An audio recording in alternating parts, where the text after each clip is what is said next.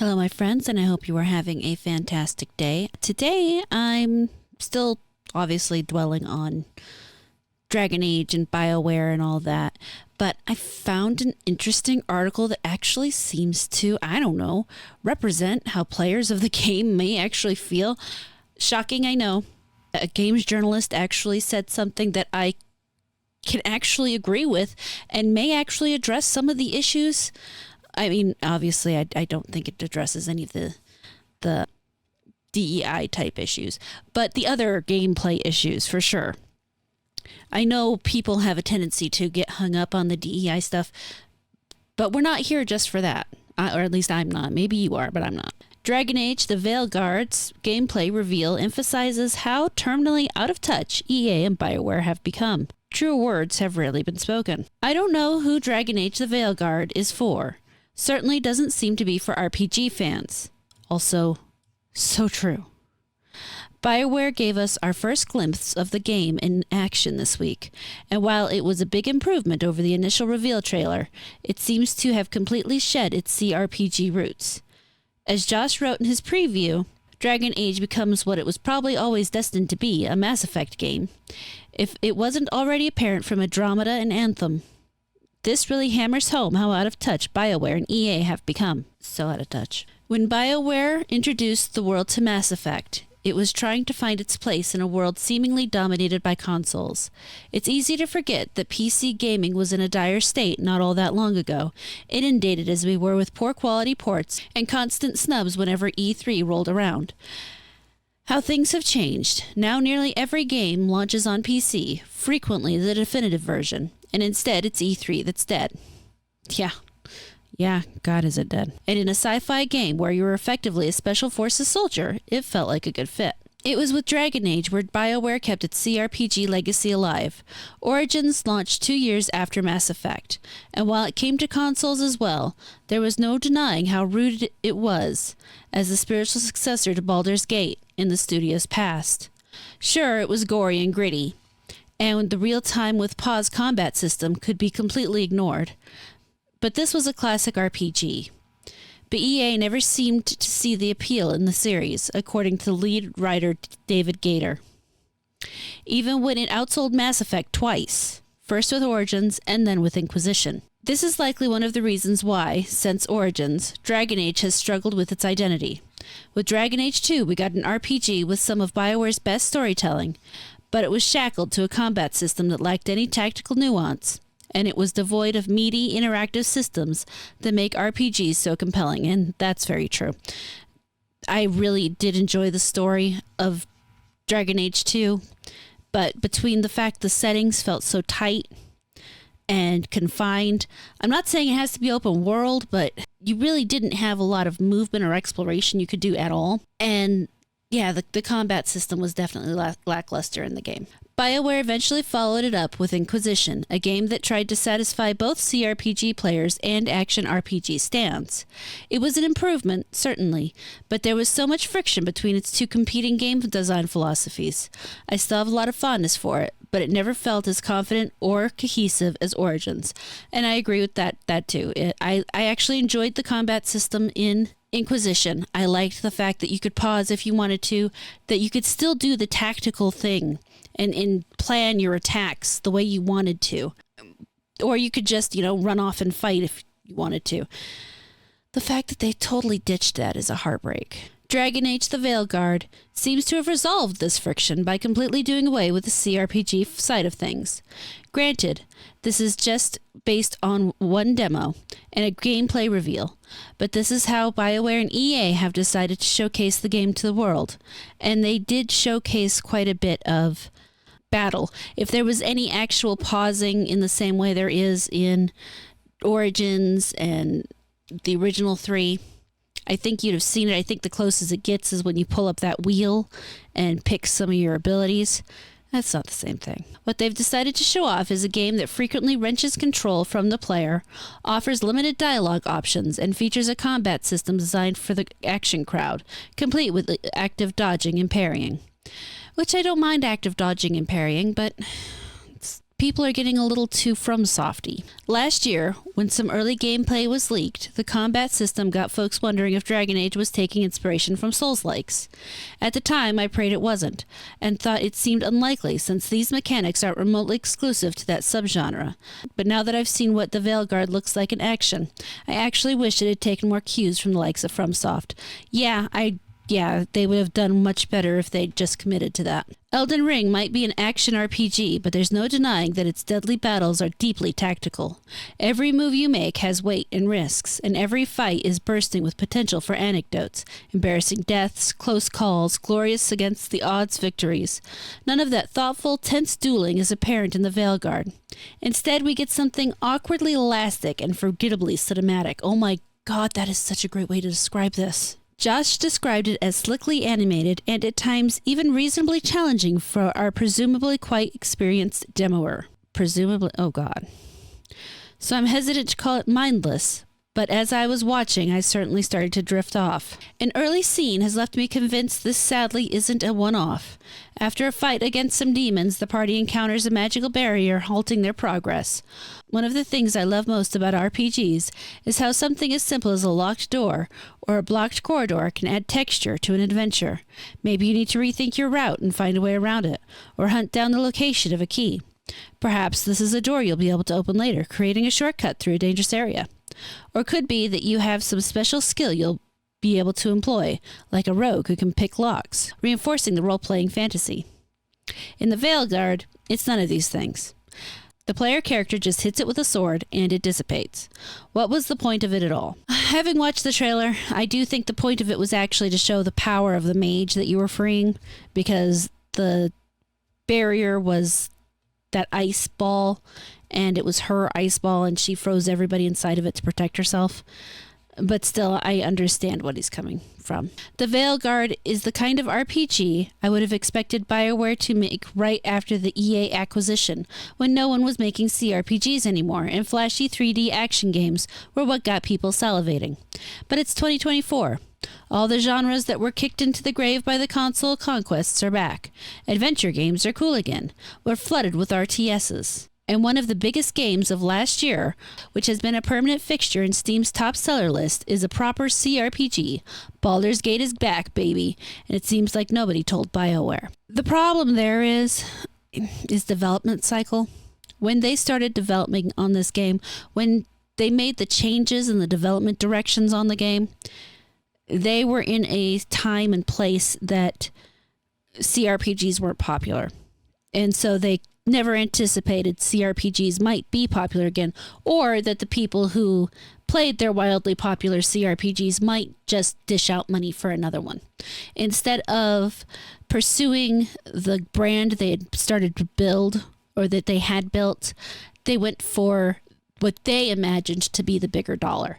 They went after the bigger audience because, CRPG, niche audience. So they're not going to want to buy this if we make this different, if we make it more generally appealing, if we make it for modern audiences, then people are going to want it, right?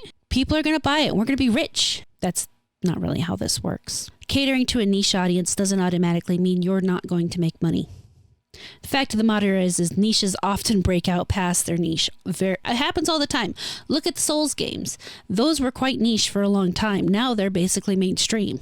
I'm sorry, Soulsborne players. I know that's heartbreaking. Souls-likes became the next big thing. Now you have people combining roguelikes and Souls-likes, and it's becoming another weird thing. It's its own thing. But because they thought that they had to change with the times, and don't get me wrong, I don't necessarily have anything wrong with change, but when you have a brand, when you have a formula that you knew worked for you, to change it because you think that it's going to get better is basically, you know what? DragonAge Veilguard is new Coke. There's never been a better taste. There's never been a better Coke. Introducing the greatest taste discovery in 100 years. Introducing the new taste of Coca-Cola. That's exactly what this is. DragonAge the Veilguard is new Coke. People aren't afraid of dense systems or complexity, and they don't want to just hammer some buttons on a controller.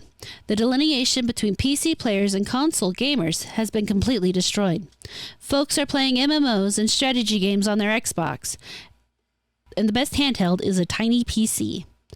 Games don't need to pander to platforms anymore. They just need to be good. Oh my God, I feel that in my soul. Games seriously just need to be good. I'm sure this journalist has written things that nobody likes before and says the things that we'd normally be angry about. But damn, is he spot on in this article. EA's myopic vision has blinded it to the reality, infecting BioWare with the inability to make the kind of games people actually get excited about. This should have been a huge moment, a way to show that after years of missteps, it's actually listened. Instead, it seems to be doubling down on its mistakes. What started as a studio desperate to try to maintain its relevance, chase what seemed like the future of RPGs, has become a studio stuck in the past, unable to adapt to an industry and genre at their most vibrant. And it's the worst part of the genre's past to get stuck in, a dead end with nothing new to add.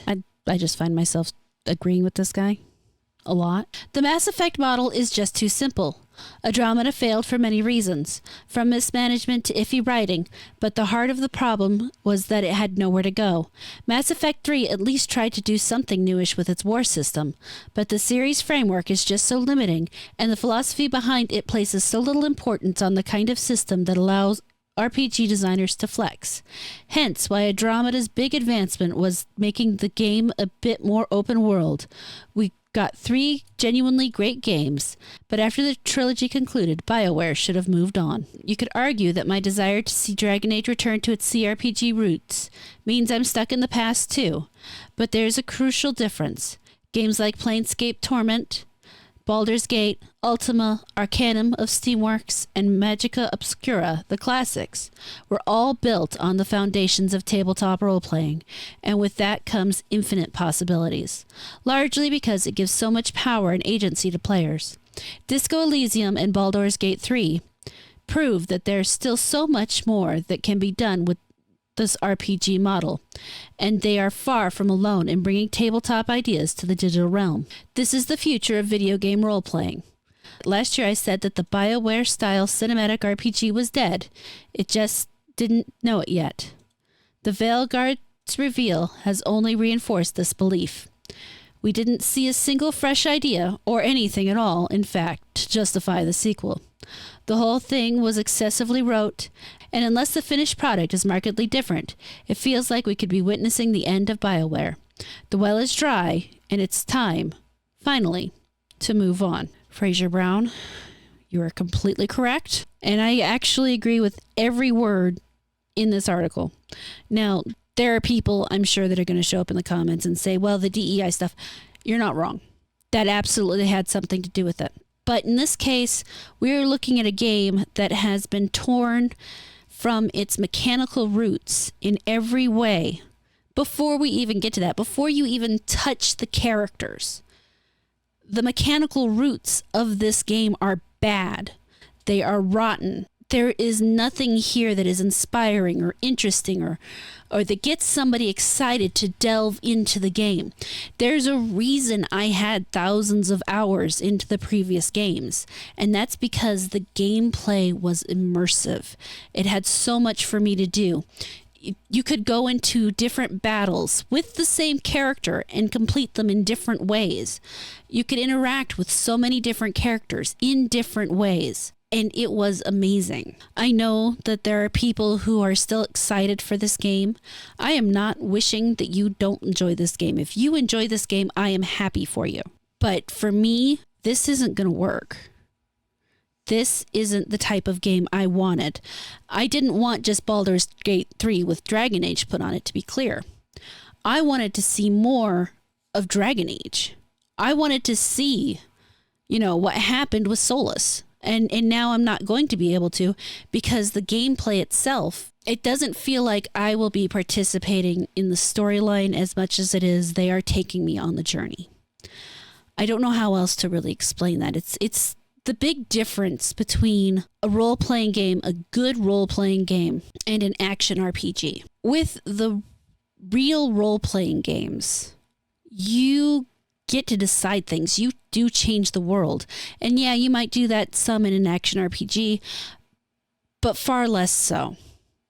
The number of endings you could get for Dragon Age Origins was really cool. The different ways you could manipulate little things and get different results, and then carry it into the DLCs, and even carry that stuff into Dragon Age 2, and then carry Dragon Age 2 into Dragon Age 3. Do you know one thing I've noticed entirely about this is that there's no talks at all about carrying your information, your stuff from Dragon Age 3 or from Dragon Age Inquisition into the Veilguard.